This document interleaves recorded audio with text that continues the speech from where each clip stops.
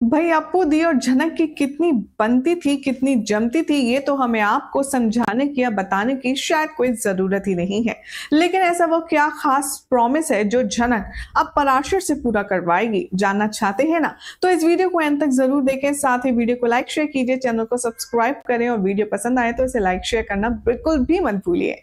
बात करते हैं टीवी सीरियल झनक के आने वाले ट्रैक की। तो कहानी में अब आप देखेंगे कि जब अनिरुद्ध झनक को कॉल करके ये जानकारी देगा कि अप्पू इज नो मोर, तब झनक के पैरों तले जमीन खिसक जाएगी, उसका दिमाग ऑफ हो जाएगा, वो काफी ज्यादा परेशान नजर आएगी। रो रो कर झनक अप्पू दी को याद करेगी, उसके साथ बिताए खूबसूरत लम्हों को एक बार फिर से चेरिश करेगी।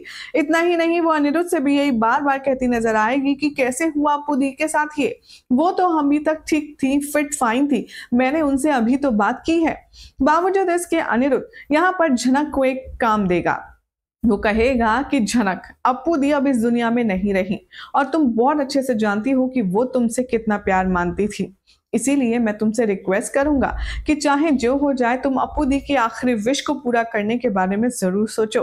और वो फोन कट कर देता है और यहाँ पर अब झनक फूट फूट कर रोने वाली भी है और पराशर को हो ना हो एक तरफा तो मोहब्बत भाई हो ही चुकी है। इसलिए वो अपनी झनक को यानी कि नूतन को परेशान नहीं देख सकता। पराशर पूछेगा नूतन से उसके रोने की वजह और वो अप्पू की जो पूरी दास्ता है वो उसे सुनाने बैठ जाएगी। वो कहेगी कि अप्पू दी की हमेशा से इच्छा थी कि यहाँ गांव में एक स्कूल बने उनके नाम से, लेकिन आप वो जमीन सर जी को नहीं दे रहे हैं। लेकिन मैं आपसे हाथ जोड़कर विनती करती हूँ, आप वो जमीन मुझे दे दीजिए जहां पर मैं अप्पू दी के नाम से एक स्कूल बनवाऊंगी जो उनका सपना था।